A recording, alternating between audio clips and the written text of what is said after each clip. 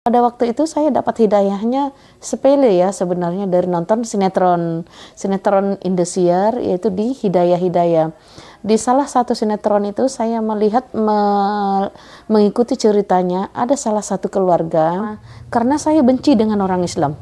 Sangat benci. Agama yang paling saya benci dulu Islam. Itu benar tadi ada ancaman pemurtadan, karena seperti saya dulu juga banyak kita dikirim misionaris itu ke desa-desa.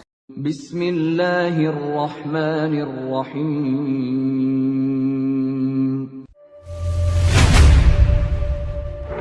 Ya ayyuhalladzina amanu udkhulu fis silmi kaffah.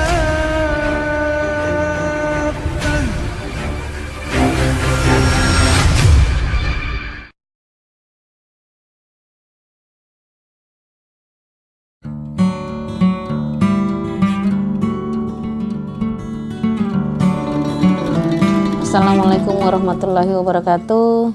Nama saya Dos Mauli Simbolon. Asal saya dari Pulau Samosir, Danau Toba. Awalnya saya dari agama Katolik. Kita lahirnya di Katolik dan keluarga besar saya juga semuanya dari Katolik. Terus umur 21 tahun saya menikah, sesama satu suku saya juga Kristen. Jadi ajaran dua-duanya saya paham dari Katolik dan Kristen. Waktu masih SMP pun saya sudah ngajar Asmika, anak-anak sekolah minggu Katolik. SMA saya menjadi ketua muda-mudi Katolik. Di Kristen terakhir kemarin saya menjadi ketua penginjilan. Dan saat ini saya ada berdomisili di Jogja, Turi, Sleman. Mungkin begitu. Kami dari tim Ngaji Cerdas ingin mengetahui kenapa Bu Uli itu tertarik masuk Islam. Sebenarnya kalau didengar orang mungkin bisa lucu atau ketawa ya atau bagaimana, tapi itulah hidayah. Hidayah itu kita tidak tahu datangnya kapan saja. Hidayah itu datangnya dari Allah. Awalnya saya bukannya berpikir, tetapi dari dulu saya nggak ada teman orang Muslim satupun. Karena apa? Karena saya benci dengan orang Islam. Sangat benci. Agama yang paling saya benci dulu Islam. Jadi setiap ada orang lewat, saya lihat pakai kerudung, lewat setan. Selalu saya berkata begitu. Kenapa? Karena saya nggak suka dengan orang Muslim. Saya nggak suka. Kenapa? Nggak tahu kenapa. Pokoknya di hati saya itu saya nggak suka sama orang Islam itu. Pokoknya Islam itu jahat. Itu yang selalu dalam pikiran saya. Nah, pada waktu itu saya dapat hidayahnya sepele ya sebenarnya dari nonton sinetron Indosiar, yaitu di Hidayah-Hidayah. Di salah satu sinetron itu saya melihat mengikuti ceritanya ada salah satu keluarga itu sangat miskin sekali, sangat miskin mereka, tetapi dihina, dicaci, dizolimi, tetapi suami istri saling menguatkan, ngaji, sholat, yakin sama Allah, optimis bahwa kelak suatu saat derajat mereka akan diangkat Allah. Yang penting mereka tidak menyimpan sakit hati. Nah, akhir cerita sinetron itu akhirnya orang yang menzolimi itu mendapatkan balasan sesuai perbuatan mereka, dan yang satu keluarga yang dizolimi itu akhirnya mendapatkan imbalan dari Allah, yaitu akhirnya derajat mereka diangkat. Nah, terus saya langsung sadar dalam diri saya termasuk dari kecil agama, aktif di gereja, menangis di gereja, pokoknya rasaku itu saya sudah mendekatkan diri sama Tuhan Yesus. Nah, tapi kenapa saya tidak mendapatkan ketenangan, kenyamanan, atau seperti itu? Pokoknya rasanya gimana kok saya nggak mendapatkan seperti itu, seperti yang mereka yang dizolim itu. Nah, Tuhan aku selama ini kemana? Itu yang ada dalam hati saya itu selama setahun setelah saya menonton sinetron itu. Tuhan aku selama ini kemana? Kok aku tidak mendapatkan seperti mereka? Ternyata Tuhannya Islam itu enak. Ternyata Tuhannya Islam itu hanya cuman kita begini. Kita yakin, optimis bahwa Allah tidak tidur.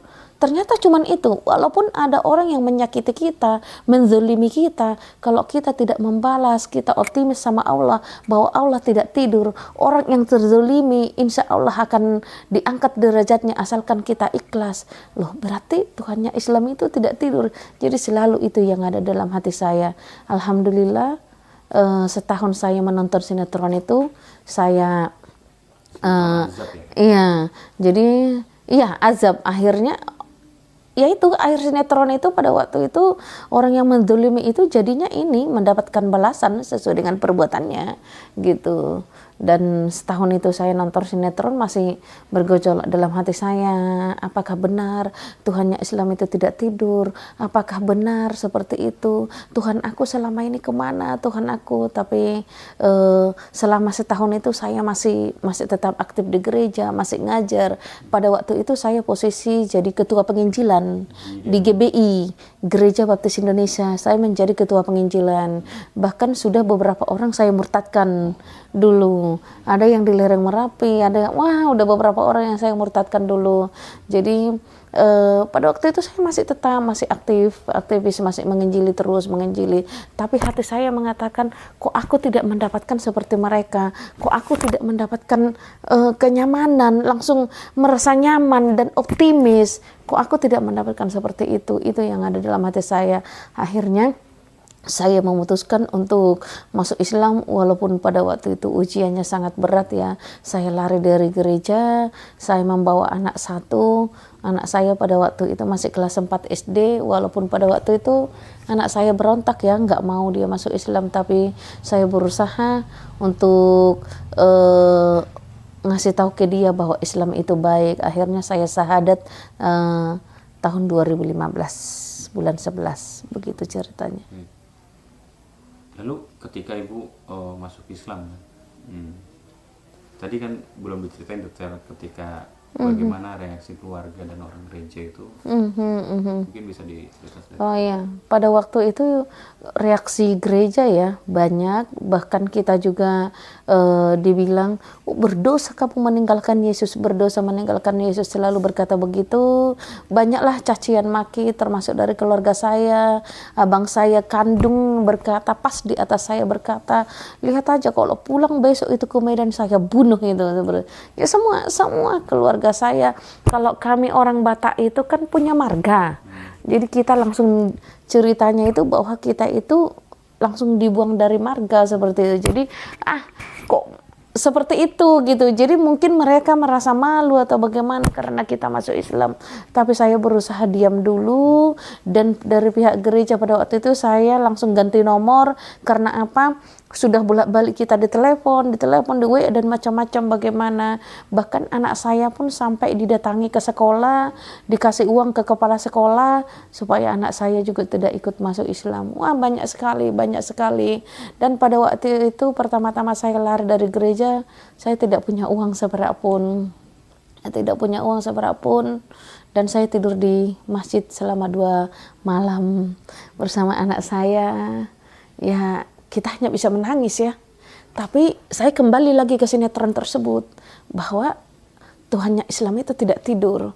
Pokoknya saya sudah optimis, pokoknya saya sudah yakin bahwa Tuhannya Islam itu tidak tidur. Sampai sekarang pun saya selalu berpikir begitu, bahwa Tuhan itu, bahwa Allah itu tidak tidur. Allah itu pasti ada. Allah tahu apa yang saya butuhkan. Nah, itu yang sampai detik ini pun saya selalu berpikir kembali ke sinetron yang awal yang saya tonton, saya dapat hidayah bahwa Allah itu tidak tidur. Allah tidak tidur itu. Jadi bagaimana awalnya saya sama anak saya berdua, kita nangis berdua, kita nggak punya uang, kita lari pada waktu itu dan tidur di masjid selama 2 malam, sampai orang masjid itu berkata, ibu mau kemana? Saya perjalanan jauh, saya dari Semarang, saya hanya bilang begitu, saya dari Semarang dan saya mau pergi, saya gituin bersama anak saya, cuman kita capek dan saya ingin numpang itu. Tapi ya alhamdulillah dengan pertolongannya Allah yang sangat luar biasa, kita kenal satu orang, ada lagi yang mengenalkan saya dengan ibu angkat saya, akhirnya saya ditampung bersama anak saya, kita berdua. Ya begitulah ceritanya, macam-macam dan nggak terceritakan, yang sangat luar biasa bagaimana awalnya saya bersama anak saya masuk Islam, itu luar biasa.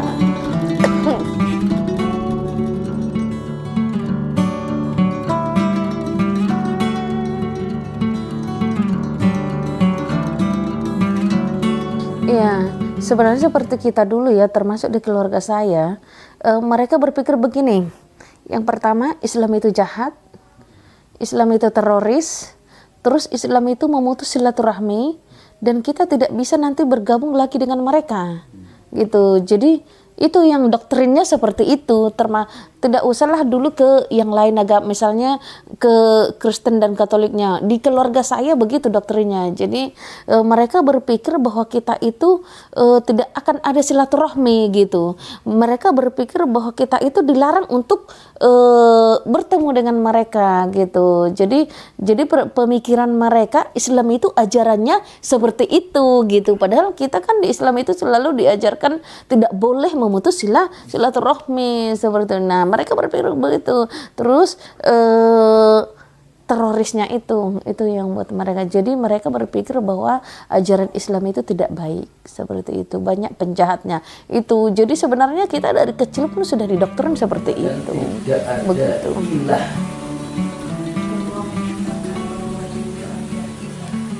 yang berhak untuk disembah kecuali Allah Subhanahu wa Ta'ala.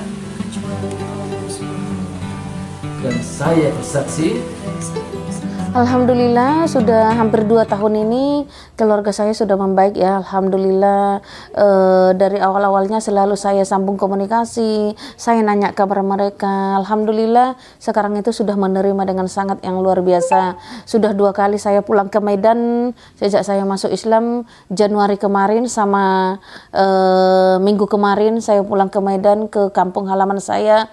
Awal-awalnya kemarin saya di sana waktu Januari, ada juga yang melihat saya itu seperti setan, seperti yang dulu di pikiran saya. Jadi mereka kira bahwa saya itu nggak tahu bahasa kita sendiri. Saya pas lewat itu ya diomongin lah yang enggak dengan bahasa kita.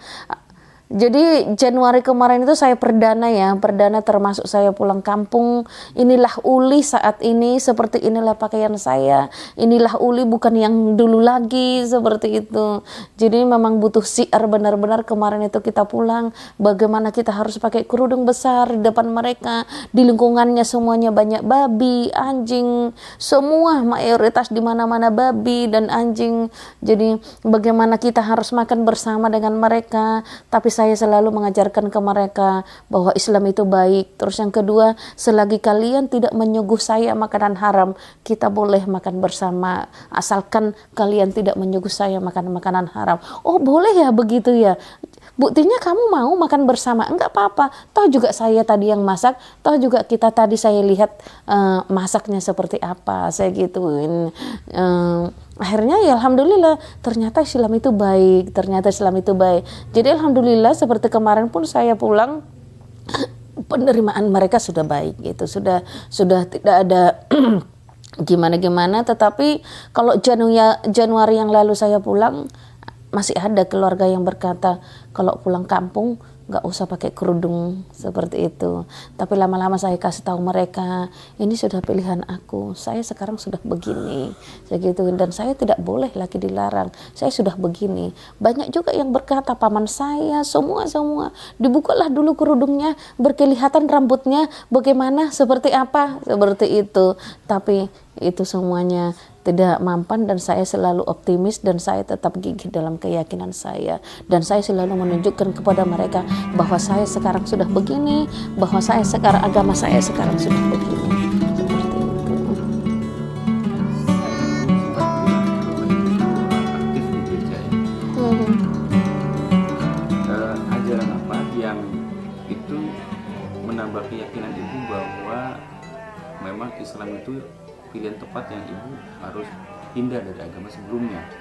Misal mungkin ada tentang ketauhidannya gitu ya, ada perbedaan antara ketauhidan dalam agama yang dulu dan yang sekarang, lalu ibu pelajari dan itu semakin mantap ibu masuk Islam. Ada kira-kira?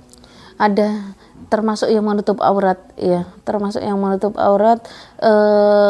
saya selama hampir 12 tahun single parent ya. Suami saya yang pertama meninggal, jadi saya 12 tahun single parent.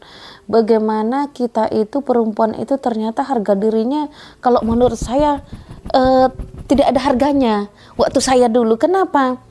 Bagaimana kulit saya dipertontonkan oleh semua yang melihat seperti itu. Ternyata saya baca di dalam Al-Quran pun itu ada bahwa kita harus menutup aurat. Ternyata harga diri seorang perempuan itu di dalam agama Islam sangat luar biasa. Itu yang membuat saya bangga. Nah, itu yang buat saya bangga dan semakin mantap. Jadi pada waktu itu sebenarnya di situ saya syahadat. Pertama sekali saya masih malu pakai kerudung, tetapi saya belajar. Loh, ternyata. Jadi sebenarnya saya sendiri yang mencari. Sebenarnya keindahan Islam itu seperti apa. Jadi saya sendiri yang cari. Saya nyari dan saya menanya Ustadz, oh begini dan ini ayatnya seperti ini. Akhirnya, Masya Allah, ternyata ajarannya Islam itu luar biasa. Seperti itu yang membuat saya semakin mantap. Dan apapun itu sudah harga mati bahwa agama yang benar adalah agama yang diridhoi oleh Allah Subhanahu wa taala adalah agama Islam. Itu buat saya. Dan saya bangga menjadi agama muslim, bangga dan enggak terkatakan, pokoknya saya bangga jadi muslim. Itu yang ada dalam hati saya.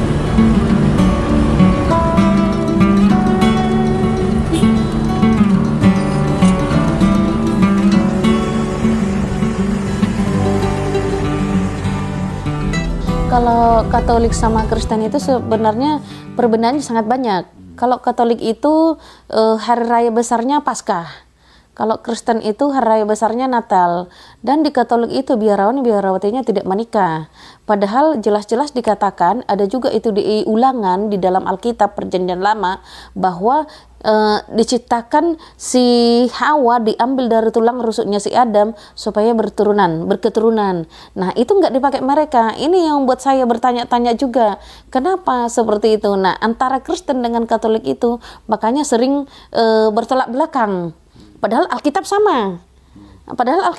Nah, kalau Kristen memakai yang itu. Tuhan kan sudah menciptakan si Hawa diambil dari tulang rusuknya si Adam supaya berketurunan. Nah, itulah yang dipakai oleh Kristen supaya mereka berketurunan. Makanya pendeta mereka menikah. Nah, tapi kalau orang Katolik ini yang banyak bertentangan. Nah, seperti saya pribadi pun baru sadar saya sekarang, kenapa dulu saya bodoh ya. Bodohnya saya begini. Waktu saya dulu di Katolik, setiap perjamuan kudus itu dikasih apa itu ya, kemenyan gitu. Jadi ternyata saya pelajari sekarang akidah itu kan berarti kan kita berbuat syirik. Kan kita tidak boleh yakin kepada apapun selain Allah. Loh, berarti saya dulu bodoh. Jadi itu yang buat saya sekarang, kalau perbedaannya sih antara mereka sangat banyak sekali, sebenarnya sangat banyak sekali. Cuman gimana ya bilangnya, sangat banyak. Itulah perbedaannya yang sangat besar, yang seperti yang saya terangkan tadi. Seperti itu. Di Ngaji Cerdas sudah banyak para narasumber memberikan kesaksiannya, dan banyak juga yang mereka meragukan kesaksian para mu'alaf dengan Ngaji Cerdas. Nah, untuk meyakinkan itu, Ibu dengan apa kira-kira dengan ke para penonton untuk meyakinkan bahwa Ibu itu seorang mu'alaf dan dulu seorang aktivis gereja? Dengan cara apa Ibu meyakinkan kepada mereka? Mulai dari mana saya ceritakan? Boleh, misalkan Ibu aktivis terus nanti mempunyai surat keterangan masuk Islam, atau misalkan doa Bapa Kami mungkin hafal, atau ayat-ayat yang lain kan, begitu. Oh iya, jadi sebenarnya kalau meyakinkan biar Pak dari mana tadi, dari cerdas ya. Itu kalau di Katolik itu ada ajarannya ya, setiap kita berdoa ada bulan Maria namanya, antara bulan 5 dan bulan 10. Jadi setiap kita berdoa di gua Bunda Maria selalu doanya begini, Salam Maria penuh rahmat Tuhan sertamu, terpujilah engkau di antara wanita dan terpujilah buah tubuhmu Yesus. Santa Maria Bunda Allah, doakanlah kami yang berdosa ini sekarang dan waktu kami mati. Amin. Jadi itulah selalu dulu doa kita kalau kita berdoa di patung Bunda Maria. Seperti itu. Nah, berbeda dengan Kristen. Kalau Kristen tidak ada seperti itu, gua Bunda Maria tidak ada.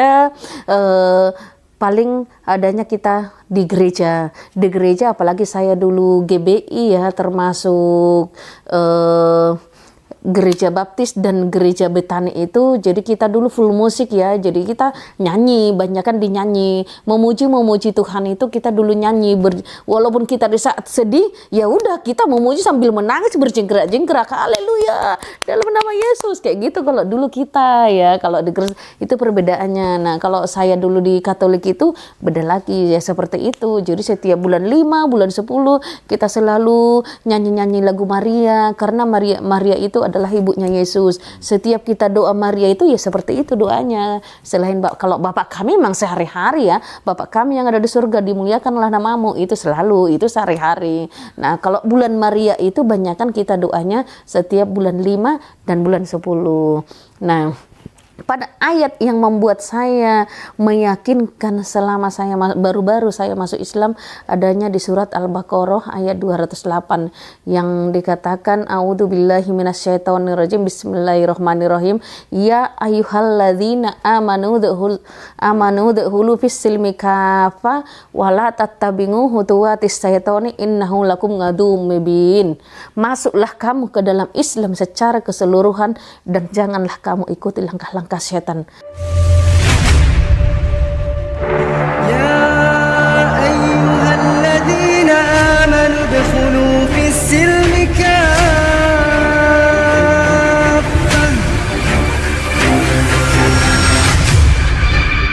Itulah yang membuat saya sampai saat ini, bagaimana supaya saya masuk Islam secara keseluruhan. Jadi saya ingin tahu Islam itu seperti apa.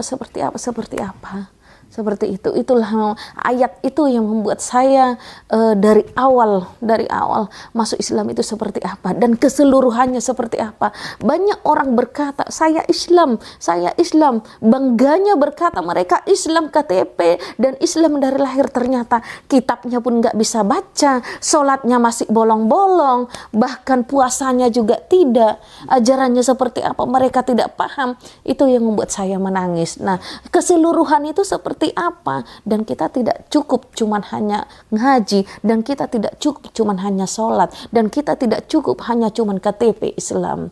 Jadi seperti itu. Ayat tadi yang dibacakan Ibu itu adalah ayat yang ada di dalam intronya YouTube Ngaji Cerdas. Nah, jadi sebelum video ini tayang, nanti di awal tuh ada ayat yang itu akan dibacakan. Masya Allah. Ayat itulah yang buat saya dari awal sebenarnya keseluruhan. Ya ayyuhalladzina amanu dhulu fis silmi kafah. Masuk Islam secara keseluruhan itu inilah yang sebenarnya kita kasih tahu ke orang, termasuk diri saya pribadi sendiri. Keseluruhan itu seperti apa? Berarti saya tidak cukup cuman syahadat doang. Berarti saya tidak cukup cuman sholat. Berarti saya tidak cukup cuman ngaji. Apalagi termasuk hidup jiwa ragaku itu kalau bisa saya persembahkan untuk di jalan Allah, ya seperti itu. Kembali lagi yang tadi Bu tentang aktivis gereja, kan tadi Ibu pernah sempat bilang bahwa pernah membaptis ya, atau memurtadkan orang. Itu strategi Ibu memurtadkan orang itu dengan cara apa? Mungkin kan khawatirnya mah di pelosok-pelosok bisa memberikan benteng gitu ya. Ibu dengan strategi apa memurtadkan? Kalau kita sih awalnya dulu pendekatan ya, pendekatan, terus yang kedua kita masuk ke mereka, kita dengarkan cerita mereka, keluhan mereka termasuk untuk dunia, misalnya atau ekonomi atau apa, terus kita bantu mereka. Banyakan sih kita begitu. Terus waktu saya dulu menginjili di Kerawang, saya juga dulu sering ke LP. Jadi kita bekerja sama dengan pihak LP, misalnya kira-kira 3 bulan, 1 tahun lagi, walaupun dia orang Muslim kita injili juga. Jadi nanti mereka keluar dari LP, kita modali, kita ini, akhirnya mereka jadi bertobat. Itu kalau orang Kristen bilang jadi bertobat. Jadi walaupun dulu dianya jadi Islam, akhirnya dia jadi ini namanya murtad. Jadi masuk Kristen karena sudah didekati dan dimodali. Jadi kita sebenarnya awalnya dari dulu kalau kita menginjili itu pendekatan dan dari hati ke hati kita dengarkan keluhan mereka, apa ya, seperti apa mereka. Mereka kan ekonomi, faktor ekonomi. Anaknya nggak bisa sekolah, mereka nggak bisa makan, ekonominya begini bermacam-macam, ekonominya bermasalah. Akhirnya semampu kita berusaha membantu dan baru kita ajak untuk masuk gereja. Seperti itu biasanya. Itu motivasinya tuh dari mana, Bu? Ada perintah dari gereja atau dari ayat tertentu atau dari motivasi Ibu sendiri? Bukan motivasi saya sendiri, tetapi kami dulu pernah, saya awalnya itu kan kita ada namanya, iya ada itu. Jadi itu tidak asal-asal, itu untuk seperti itu kita tidak asal-asal. Jadi ada kita namanya metode seperti itu. Metode dari awal ya seperti itu, kita disuruh metodenya harus pendekatan, terus kita dengarkan ininya mereka, keluhan mereka, terus habis itu cara pendekatan mereka, habis itu kita ajak mereka dengan cara apa, seperti itu. Jadi metode penginjilan itu. Jadi itu namanya metode penginjilan. Dan saya juga dulu pernah kalau sebenarnya bukan kuliah ya, tapi udah seperti kuliah. Jadi kita ada belajarnya untuk ke sana. Jadi punya doktrin dan punya apa ya namanya ya, sudah punya metode kita untuk ke sana. Jadi tidak semua bisa sebenarnya untuk kesananya, untuk seperti itu, pendekatan seperti itu sebenarnya nggak semua bisa. Itu operasional pendanaan itu dari mana, Bu? Kalau seperti kami sih dulu ya semuanya dari gereja. Semua dari gereja. Itu. Itu kalau kayak gitu bisa disebut misionaris enggak? Memang misionaris seperti kita dulu dibilang udah misionaris, termasuk saya pribadi pun sudah jadi ketua penginjilan ya, udah ketua PI. Jadi kita sudah misionaris kita dikatakan, karena kita juga masuknya ke desa-desa. Jadi seperti saya dulu tidak di kota, banyak kan kita di desa.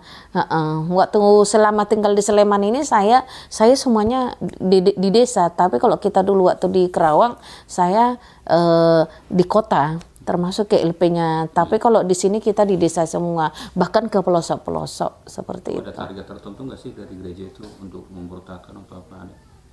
Sebenarnya sih ada. Jadi kita selalu mendoakan, ya Tuhan Yesus, kita memohon, kita berdoa supaya jiwa-jiwa terpenuhi dan kursi-kursi kosong ini dipenuhi oleh jiwa-jiwa. Itu selalu doa kita. Doanya tuh di tempat yang mau di... Iya. Jadi kita jamah kursinya, bukan di gereja. Di gereja. Jadi kursi-kursi yang kosong itu kita jamah. Terus habis itu kita doakan. Pokoknya kita yakin dan kita percaya sama Yesus bahwa kursi kosong ini akan dipenuhi oleh jiwa-jiwa. Itu sih selalu doa kita dulu. Jadi ada tim khusus doa. Jadi itu tidak asal-asal, ada pendoanya. Jadi ada tim khusus doa, ada tim ini. Jadi kita sudah dibagi-bagi. Gitu, seperti itu. Baik, Bu. Sudah berarti hampir 9 tahun Ibu masuk Islam ya? 2015 ya? Iya, sudah hampir 9 tahun. Sebenarnya bukan mu'alaf lagi ya namanya. Ya, mu'alaf. Nah, apa saja yang sudah Ibu lakukan terhadap kontribusi Ibu terhadap Islam, melalui dakwah gitu ya? Iya. Melihat tadi mendengar kisah Ibu bahwa Ibu seorang penginjil, ya, misionaris, desa-desa dan sebagainya. Nah, berarti kan hal yang sama sebenarnya ya? Iya. Melakukan hal itu tuh, kalau kami dengar informasi yang sudah kami dapatkan bahwa Bu Uli ini sekarang dakwah juga sekarang ke pedalaman, terus membina para mu'alaf dan sebagainya gitu ya. Apakah itu bentuk penebusan dosa gitu, atau wah ini saya merasa bersalah bahwa dulu saya pernah berdakwah ini tapi dengan agama yang sebelumnya, gimana? Saya sahadat 2015. Di saat selesai saya mengucapkan dua kalimat syahadat, saya berjanji dalam diri saya sendiri bahwa saya harus bisa lebih aktif dari kemarin, dari agama saya yang dulu. Itu janji saya dalam diri saya. Nah, pada waktu itu Tapi caranya bagaimana? Cuman saya berusaha dulu untuk belajar, tiap hari saya di dalam tas saya itu selalu ada buku-buku tentang sholat, buku-buku doa. Saya berusaha untuk belajar ngaji. Alhamdulillah 3 bulan saya sudah bisa baca Al-Quran. Jadi saya berusaha untuk ngaji. Terus selama setahun itu sebenarnya sih dibilang punya jamaah, bukan punya jamaah, tapi ya sudah punya jamaah. Pada waktu itu saya hanya ada beberapa kumpulan ibu-ibu mengaku mereka nggak bisa baca Al-Quran, termasuk yang mu'alaf juga.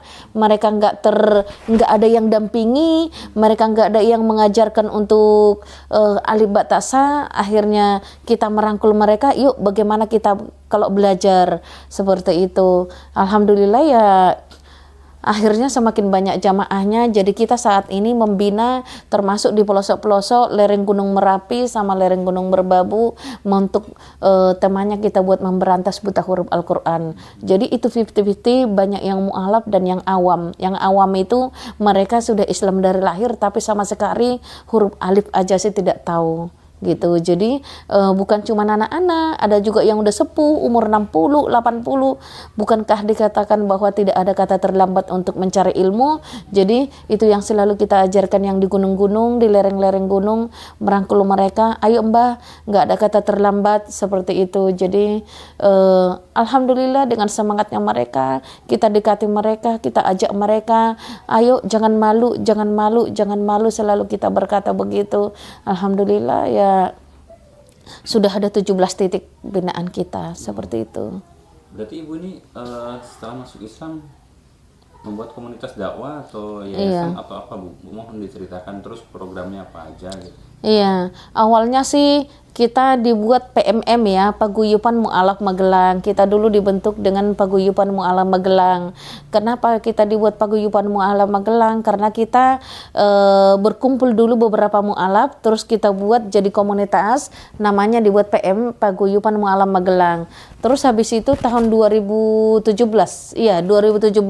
kita sahkan menjadi yayasan bernotaris namanya Ukhuwah Mu'alaf Indonesia, UMI, karena kita bukan cuma di Magelang lagi, udah sampai ke Semarang juga. Jadi kita membuat nama yayasannya itu UMI, Ukhuwah Mu'alaf Indonesia. Dan program kita setiap tahun yang tiap hari sudah ada ya, yang tiap hari kita membina di 17 titik, 17 lokasi.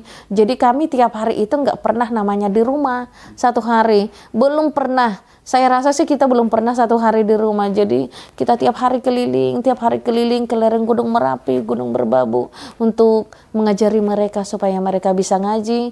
Alhamdulillah banyak yang udah bisa ngaji, bahkan walaupun mereka umurnya sudah 60, 70, 50 tahun. Alhamdulillah ada yang masih dari alif ba ta sa sekarang sudah Al-Quran, udah 5 tahun kita bina. Ada yang dari alif ba ta sa sekarang masih Iqra 3, jadi sudah 6 tahun kita bina. Memang sih berbeda-beda ini ya, berbeda-beda cepat tangkap mereka, tetapi alhamdulillah saya melihat dengan semangat dan istiqomahnya mereka yang sangat luar biasa.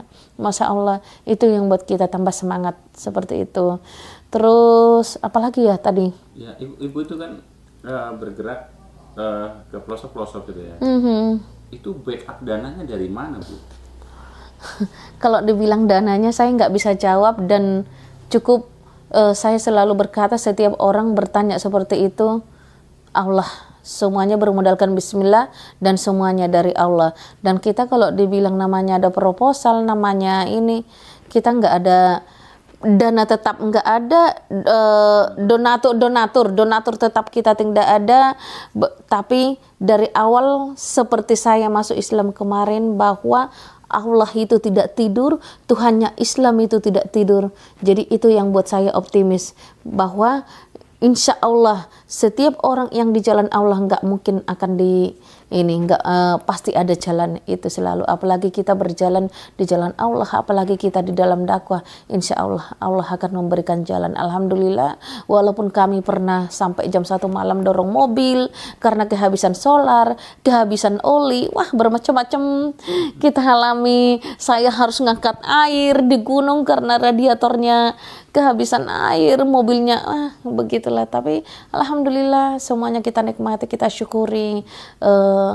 sebenarnya belum seberapa ya, belum seberapa perjuangan kita itu. Tetapi kalau kita lihat dengan semangatnya nenek-nenek, ibu-ibu yang udah menunggu kita di gunung itu, Masya Allah, mereka ingin bisa ngaji. Mungkin dulu nggak ada yang merangkul, mereka malu dulu, tapi sekarang ya Allah, mereka menunggu kita, sangat menunggu rangkulan kita, seperti itu. Jadi kalau dibilang kita ada donatur tetap, ada dana tetap, sampai sekarang kita belum ada, tetapi kita yakin dan optimis bahwa Allah Maha Kaya.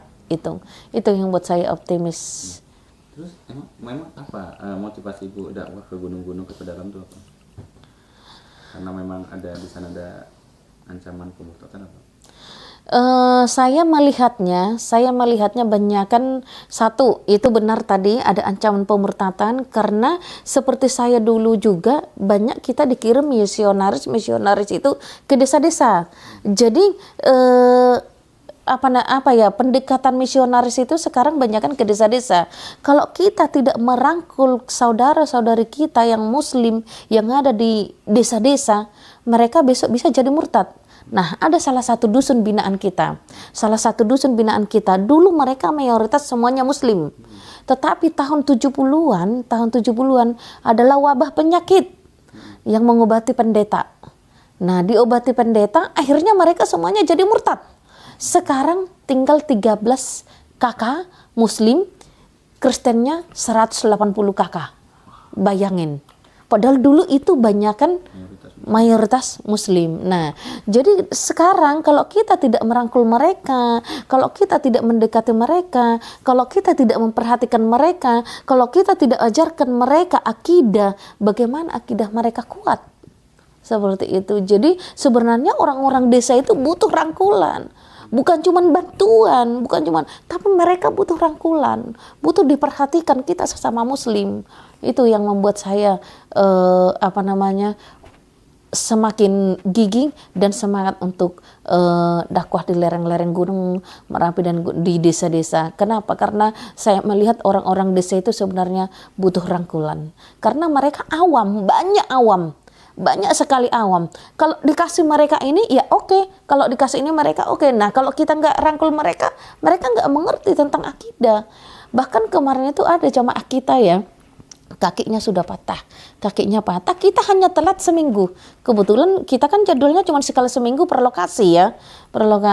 Kita mau bantu kursi roda, sudah duluan dikasih orang Katolik kursi roda, itu jamaah kita. Nah, seperti itu. Nah, begitu. Jadi kita kalau nggak kita perhatikan, kalau nggak kita rangkul mereka, bisa besok pada murtad semua. Itu yang buat saya gigih untuk di desa-desa seperti itu. Ada cerita yang paling berkesan atau cerita unik yang ketika Ibu berdakwah di pedalaman itu? Sebenarnya sangat banyak ya, sangat banyak sekali. Maksudnya masalah tantangan lah atau apa? Iya, boleh. Tantangannya banyak ya. Yang pertama dari sesama muslim, ada juga yang berkata pada waktu itu, padahal beliau itu dikatakan ustadz yang saya tahu. Ada juga yang berkata bahwa saya itu katanya menjual akidah, saya itu katanya mu'alaf, hanya cuman mu'alaf untuk cari nama, saya itu katanya ya seperti itulah. Tetapi saya kembalikan ke yang saya dapat hidayah tadi. Bahwa Allah itu tidak tidur. Suatu saat Allah akan menunjukkan, tanpa kita ngomong, tanpa kita pamer, tanpa kita menunjukkan diri kita siapa, insya Allah Allah kelak akan menunjukkan kita itu siapa. Jadi seperti itu. Tantangannya sangat banyak sekali. Pernah kita bikin acara juga di lokasi, padahal itu sesama muslim yang mengadukan kita. Saya dilaporkan ke polisi. Ya seperti itu. Saya dilaporkan ke polisi bahwa kita katanya mengadakan acara macam-macam, bahwa saya dikatakan macam-macam. Ternyata karena jamaah banyak yang ngaji ke kita, yang ngaji banyak belajar Iqra, Al-Batasa. Padahal kita juga tidak mengajarkan yang lain-lain selain hanya metode Iqra. Itu kami tidak pernah mengajarkan yang lain selain bagaimana supaya jamaah itu bisa ngaji, seperti itu.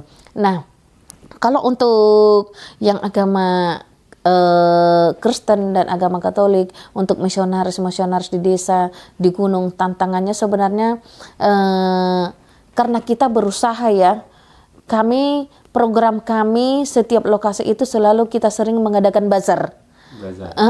Bazar itu baju-baju pantas pakai. Jadi kita mengumpulkan dari hamba-hamba Allah baju-baju pantas pakai untuk kita adakan bazar di lokasi. Jadi monggo siapapun, bukan cuma orang Muslim. Jadi satu desa, satu dusun itu kita adakan di dusun itu bazar. Orang Muslim dan orang Kristen pun kita ini. Jadi alhamdulillah dengan adanya begitu kita jadinya diterima. Jadi itu bentuk syiar kita juga. Jadi kita tidak membedakan Kristen dan Muslim kalau ada bazar. Yang Kristen pun ikut. Karena apa? Bukannya kita mau ini, tetapi kami bentuk syiar kami di lokasi tersebut supaya kita kalau ngaji di sana tidak ada terhalang atau bagaimana, supaya kita juga tidak ada macam-macam pikiran mereka di sana. Jadi kita diterima di dusun tersebut. Alhamdulillah dari 17 titik ini alhamdulillah kita nyaman dan diterima mereka semuanya, walaupun di dusun tersebut banyak yang beragama Kristen. Bahkan lokasi-lokasi itu ada beberapa lokasi itu cuman 20 kakak Muslim, Katoliknya 185. Ada juga lokasi lain 13 kakak Muslim, Kristennya 180.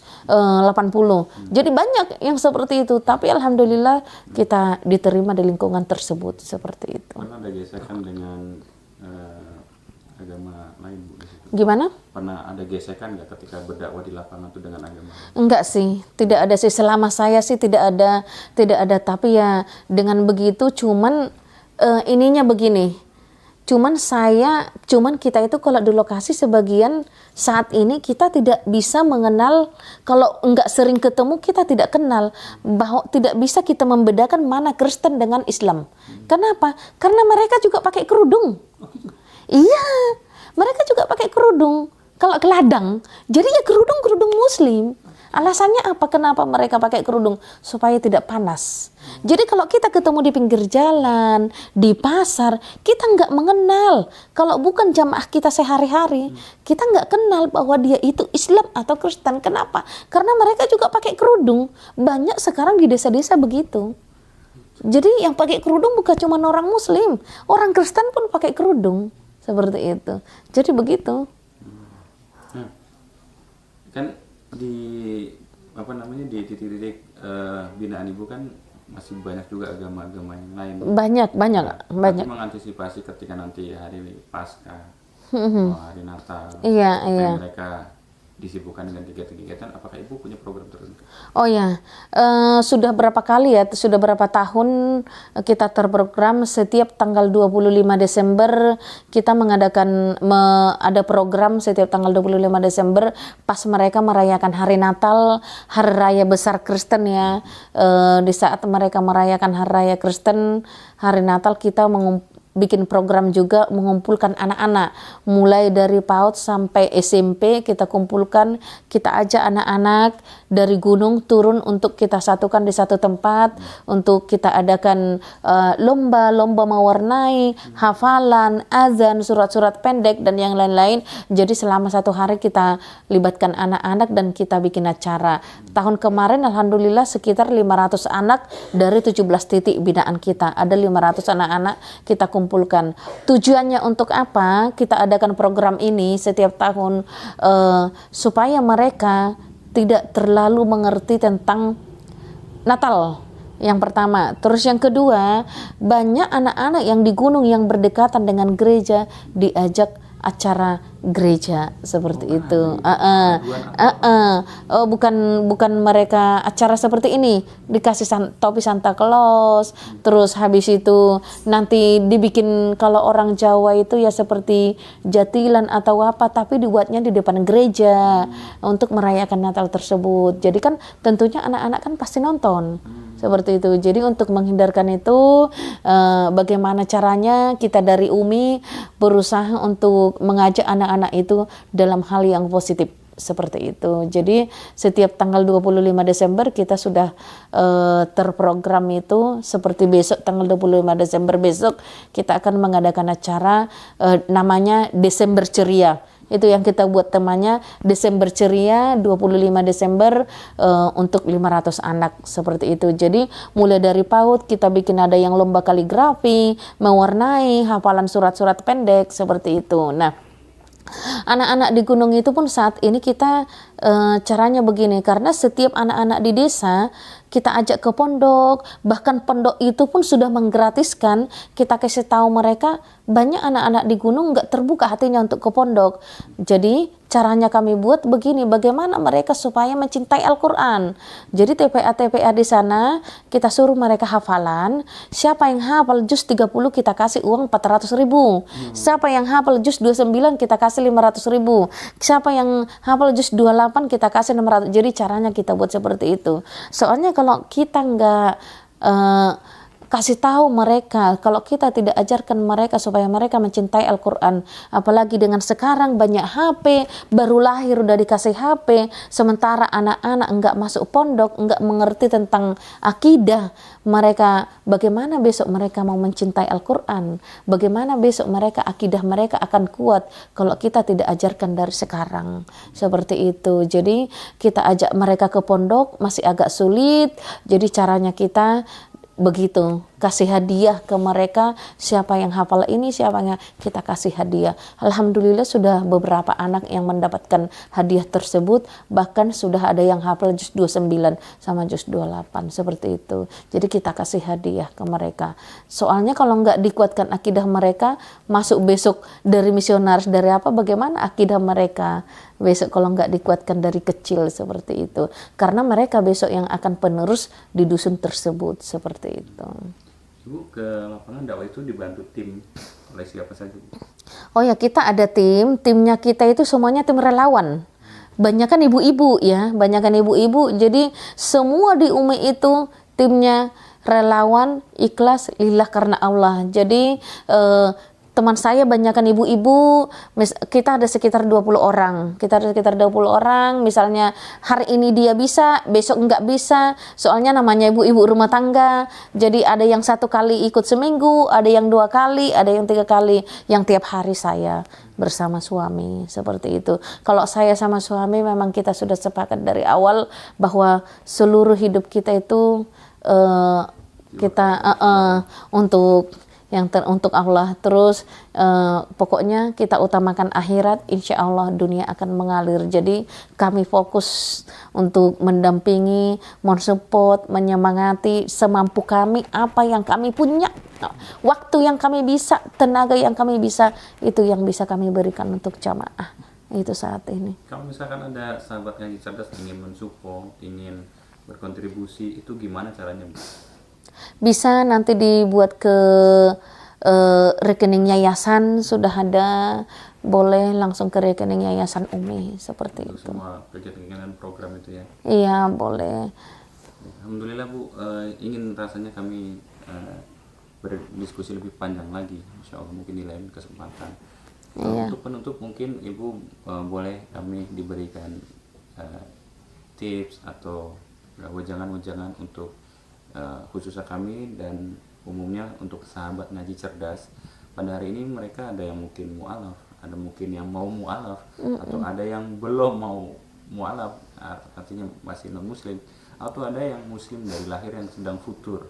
Nah, mungkin dari Ibu yang Masya Allah sekarang udah memilih jalan Islam yang secara kafah, Iya. dibandingkan dengan teman-teman kita yang lain, mungkin Ibu bisa memberikan semangat buat kita semua. Iya. Sebagai penutup, setelah itu silakan ditutup. Iya. Untuk sahabat ngaji cerdas ya, jika ada mungkin siapapun yang mendengarkan ini, pesan saya termasuk kepada yang mu'alaf, teman-teman saya yang mu'alaf. Yang pertama, ini khusus yang mu'alaf dulu, saya ingin berpesan, marilah kita pelajari agama kita yang sekarang, dan kita harus bangga menjadi muslim. Kita harus bangga, tapi tidak cukup cuman bangga, kita harus benar-benar sebenarnya keindahan-keindahan Islam itu seperti apa. Setiap kita semakin kita mendekatkan diri sama Allah, memang semakin banyak ujian. Banyak teman-teman saya yang mu'alaf karena ada ujian selalu berkata begini, saya masuk Islam kok begini, saya masuk Islam kok begini, saya masuk Islam. Tetapi kita harus yakin bahwa Allah itu tidak tidur. Kita harus yakin bahwa Allah itu sayang sama kita. Suatu saat dengan ujian itu semakin iman kita juga dikuatkan. Termasuk saya pribadi pun ujiannya banyak, sangat banyak sekali, sampai berapa tahun cuman kayaknya sih udah 3 tahun ini baru kita merasakan, oh ternyata di balik semua itu ada hikmahnya, di balik semua itu ada hikmahnya. Sangat banyak ujian, fitnah, caci, wah banyak sekali. Kita dizalimi banyak bermacam-macam, dengan ekonomi, dengan yang bermacam-macam. Tetapi kalau saya pribadi selalu saya optimis bahwa Allah itu tidak tidur. Itu pesan saya kepada teman-teman saya yang mu'alaf yang ada di luaran sana, sahabat-sahabat ngaji cerdas. Yuk kita harus istiqomah bahwa ini sudah pilihan kita, keyakinan kita. Jadi mari kita pelajari dan kita harus bangga jadi muslim, dan kita pelajari keindahan-keindahan apa sebenarnya yang ada dalam Islam, seperti itu. Nah, untuk yang masih ragu untuk masuk Islam, bahwa banyak ya di luaran sana juga, wah kalau saya mau masuk Islam bagaimana caranya? Banyak yang seperti itu. Cuman karena nggak tahu caranya seperti apa, pesan saya mungkin bisa lebih mendekatkan diri dengan teman-teman yang sesama muslim atau yang mu'alaf, supaya mereka juga bisa mengasih tahu bagaimana sebenarnya keindahan Islam itu. Terus sedikit tadi kepada teman-teman saya yang mu'alaf, yang sahabat ngaji cerdas yang ada di luaran sana, dimanapun berada, bahwa saya ingin berpesan, ayo kita selalu berteman dengan orang-orang yang tahu agama, supaya kita juga kecipratan. Termasuk seperti saya pribadi pun seperti itu. Kalau kita nanti berteman dengan orang-orang yang hanya cuman cukup sholatnya saja, kita juga nanti akan begitu. Tapi kalau kita berteman dengan orang-orang yang ahli ilmu, yang ahli agama, yang tahu agama, yang tahu syariat-syariat Islam, insya Allah kita juga bisa sambil belajar dengan mereka, dengan seperti itu. Terus apalagi ya, mungkin seperti itu. Bagi yang awam, mungkin ada pesan saya juga. Bagi yang awam, banyak orang saat ini bangga dengan Islam. Saya sudah lahir dari KTP Islam, orang tua saya Islam katanya. Tetapi termasuk jamaah kita ya saat ini banyak yang awam, banyak juga yang awam, mereka mengaku Islam tapi mereka kitabnya saja nggak bisa baca. Nah, ini yang buat saya kadang menangis dalam diri saya sendiri. Ya Allah, padahal kita dulu di Kristen, di Katolik itu kemana-mana kita bawa Alkitab. Kemana-mana kita bawa Alkitab. Selalu di dalam tas kita itu Alkitab. Nah, kalau orang Muslim, gimana? Orang Muslim, Al-Qur'annya aja sampai berdebu di rumah. Kenapa? Karena nggak bisa baca. Itu ya. Tahun 2018 itu, Alhamdulillah, saya umroh. Dan saya nggak tahu siapa yang mau mengumrohkan saya sampai sekarang, alhamdulillah. Nah, saya menangis di depan Ka'bah itu karena kenapa? Satu rombongan saya itu, saya melihat ada 3 orang ibu-ibu di dalam Masjidil Haram, kita bareng-bareng, kita semua sudah pada ngaji, tapi dia nggak bisa ngaji. Itu yang buat saya menangis. Ya Allah, ibu udah jauh-jauh datang ke sini. Saya tangis nih, Bu, apakah ibu Islam dari lahir? Iya. Kenapa ibu nggak belajar ngaji? Itu yang buat saya menangis. Saya peluk dia, Bu, pulang dari sini, yuk, tidak ada kata terlambat. Ibu masih muda, belajar ya Bu. Itu. Jadi rasanya sedih aja rasanya. Mereka mengaku Islam tapi nggak bisa baca kitabnya sendiri. Mereka tahu agamamu apa, Islam, kitabmu apa, Al-Quran, tapi nggak bisa baca. Jadi saya melihat banyak di luar sana yang seperti itu, hanya bangganya dengan Islam, berkata Islam, tetapi kitabnya sendiri saja nggak pernah dibuka. Itu yang buat saya menangis. Jadi bagi sahabat ngaji cerdas yang ada di luar sana, marilah kita menjadi Islam yang kafah, Islam secara keseluruhan. Bagaimana kita dikatakan supaya Islam secara kafah, Islam secara keseluruhan? Berarti kita tidak bisa cuman KTP, kita tidak bisa cuman sholat, cuman ngaji. Harus kita dengan yang lain-lainnya juga, seperti itu. Mungkin itu dari saya. Mohon maaf jika ada perkataan saya yang salah. Semoga dengan apa yang saya berikan tadi bisa memotivasi sahabat-sahabat saya yang ada di luar sana, termasuk dari sahabat ngaji cerdas. Mungkin itu dari saya pribadi. Assalamualaikum warahmatullahi wabarakatuh. Bismillahirrahmanirrahim. Assalamualaikum warahmatullahi wabarakatuh. Ya, kembali lagi ya teman-teman sekalian yang dirahmati oleh Allah Subhanahu wa taala. Bersama dengan saya Hendriko Santoso selaku narasumber di Ngaji Cerdas, mencerdaskan umat. Nah, teman-teman, di sini ada produk bagus nih. Namanya Sultan Parfum. Parfum para perindu surga. Nah, di sini ada 4 macam produk nih. Yang pertama, parfum dengan aroma Raudhah. Parfum dengan aroma Hajar Aswad, parfum dengan aroma kasturi, dan yang keempat adalah parfum aroma 2000 bunga. Nah, kalau teman-teman sekalian sedang umroh, lalu pulang ke tanah air dan rindu dengan suasana di Masjidil Haram maupun di Masjidil Nabawi atau di Mekah dan Madinah, teman-teman bisa beli nih Sultan Parfum dengan aroma-aroma yang menyesuaikan dengan suasana di Mekah ataupun Madinah. Nah, selain teman-teman beli parfum ini, nanti teman-teman dapat bonus gratisannya juga. Apa aja sih teman-teman gratisannya? Nih, yang pertama nanti teman-teman dapat kitab atau buku saku zikir pagi dan petang sesuai dengan sunnah. Nah, yang kedua, teman-teman nanti dapat gratis tasbih nih. Wah, lucu banget ya, imut nih, bisa dibawa kemana-mana. Yang ketiga, nanti teman-teman dapat juga nih kertas untuk bagaimana sih parfum ini digunakan untuk saat suasana apa aja. Di sini udah dijelasnya teman-teman semua. Nah, jadi teman-teman jangan lupa nih dibeli, informasinya ada di sini nih. Nah, dengan teman-teman membeli produk parfum Sultan ini, teman-teman sama saja dengan membantu operasional dakwahnya channel YouTube Ngaji Cerdas. Nah, luar biasa kan? Dengan harga berapa teman-teman sekalian? Cukup dengan 90 ribuan saja, teman-teman sudah bisa dapatkan ini semua nih. Masya Allah ya. Ini semua nih, semua teman-teman bisa dapatkan hanya dengan 90 ribuan rupiah. Teman-teman juga sudah termasuk membantu operasional dakwah, support channel YouTube Ngaji Cerdas. Nah, luar biasa kan? Nah, jadi tunggu apa lagi teman-teman ya? Segera hubungi di sini nih, di link yang tertera di bawah ini ya. Terima kasih ya teman-teman sudah menonton. Assalamualaikum warahmatullahi wabarakatuh.